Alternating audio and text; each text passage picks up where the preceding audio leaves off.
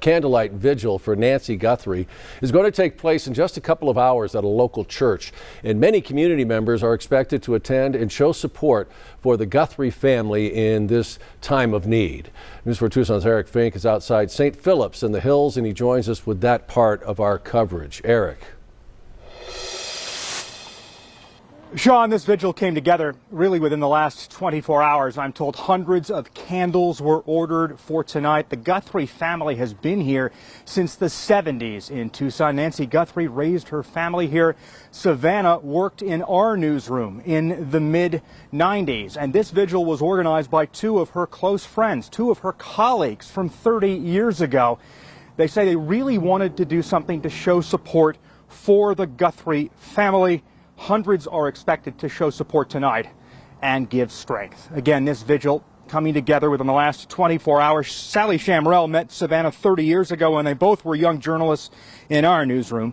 Sally organized tonight's gathering. Over the years, Sally has remained close to Nancy. Sally says over the last 3 days, so many people have reached out to her and asked what they could do. She says she and so many others have felt so helpless since the news of Nancy's disappearance broke. She hopes tonight's vigil will bring this community together to show the love to the Guthrie family and to give each other hugs and support and comfort.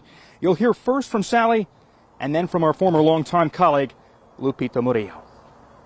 We needed a place to come together, and so a vigil popped into my head, and I know both Nancy and Savannah are very faithful, and I just feel like even if people don't pray, I feel like people want to do something.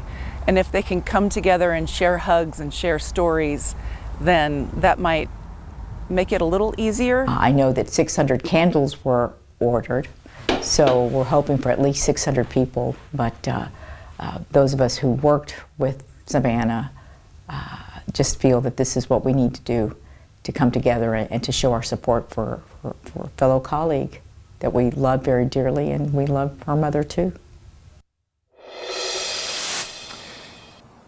And coming up tonight at 5, you'll hear from another vigil organizer. The Candlelight Vigil starts here at St. Philip's in the Hills at 6 o'clock. We'll be back in our next hour. We're live from the north side. I'm Eric Fink, News 4 Tucson. Sean, back to you.